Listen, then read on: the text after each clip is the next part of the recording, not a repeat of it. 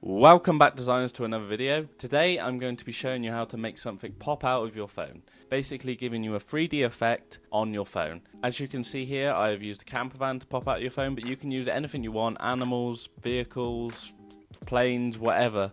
It's up to you, but I'm going to leave these images in the description so you can use these as a practice, and then you can go off and do it yourself. Now, this is quite a complicated thing. There's a lot of cutting out and layer masking out just to get it perfectly cut out, as I have done. And the color correction is probably the easiest bit, but if you follow along with what I'm doing, you'll easily be able to get there. So let's get straight into it. Right, so you have your image, and now we are going to cut out the background in the phone. Otherwise, this will not work. So I'm going to speed this up for you guys, but it's probably going to be done with the pen tool because it's probably the best option. I'll speed it up, not too quick so you can watch. Let's get straight into this.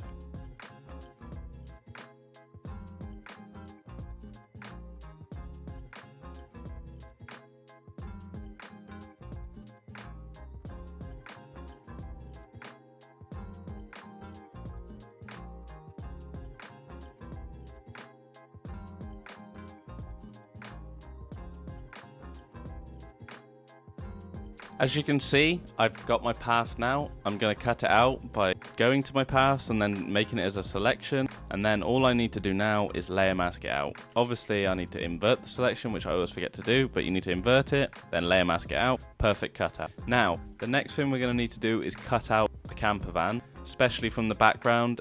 We want to keep the road texture because obviously that's what you can see, and we want to just cut out the camper van from this background. To begin with, I'm going to choose the quick selection tool. But realistically, we don't want to cut out everything with the quick selection tool because it doesn't give you the most accurate selection. So as you can see, if I just minus this out now with the layer mask, and I need to invert it again. So there you go.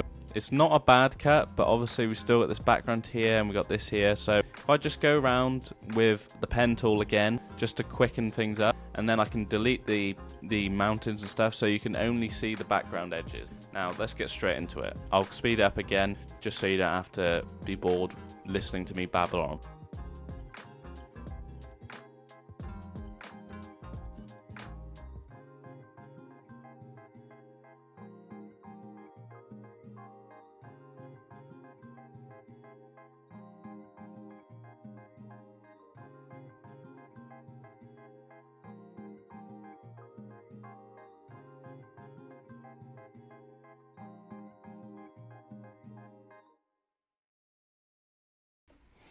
Now, as you can see, I've cut out the background from the image, and I've left a bit of room at the bottom just so the road doesn't get too much in the way.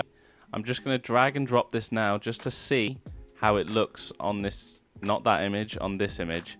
So let's just position it as we want to see, like so probably.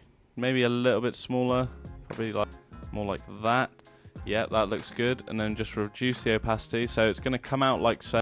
And then we're just going to want to layer mask the rest of the road. But I can do this with the pen tool, obviously. So if I just select... Oh, no, I did not want to do that. If I just go to here and I command select that, obviously this is what we're going to see. Just going to deselect that. Now I'm just going to make my image fit the phone size again. Obviously, we can still paint stuff back in if we need to. This is the beauty of layer mask. You can manipulate it as you see fit. So if I command click that now, and then I go over to here, and I need to apply this layer mask first, and then I layer mask it again. Obviously select invert, and then you've got your layer mask there. So the car is in the road now. Now the next thing we need to do is paste the rest of it back in. So obviously we need to change the color to white, and then we can just start painting the car back. Now this, I need to obviously get rid of that bit of road there, but this is where the beauty of that cutting out the background came in. See, we've so much more freedom to go with the brush. We can make it a bigger size and just paint the whole thing back in like so. And there you go. We've got our edge. Obviously there's little bits that I've just painted back in which I don't need. So if I zoom in like so and then just change my color to black, which is erase, you can just go back in, just start painting them away just so they're not actually there. Probably want to use quite a small brush just so you can get as accurate as you need to be. It's much easier if you do this with a tablet. I'm just going to say that, because using a mouse you can't always get the best. I do use a mouse. That's up to you guys, ready? Like so. There we go. Now that looks good now on the edge. There's a little bit up here that we need to get rid of, and there's a little bit back here. So if I just zoom in, make sure you zoom in, otherwise you're never going to get an accurate cut, like so. And then if I just go around the edge of the bumper and then just paint that away, that looks good to me. Obviously there's little bits that need to be properly cut out, like over here there's little bits going over the top, but it just depends how accurate you want to get with it. Obviously you want them the best you can do, because otherwise it won't look realistic. But if you're doing it quick like I am, this will do. Make sure you use a hard brush for this, because if you don't use a hard brush, then you're not going to get a very accurate cut like I am doing now. But obviously, as you can see now, if I look away, you can see those ridges that I've cut. This is what I mean. You need to get this as accurate as you possibly can, still keeping within boundaries. But there you go. There is the phone popping out. Now all we need to do is add the color corrections. So if we go to brightness and contrast and just increase the brightness and the contrast, that's one thing. You can increase levels.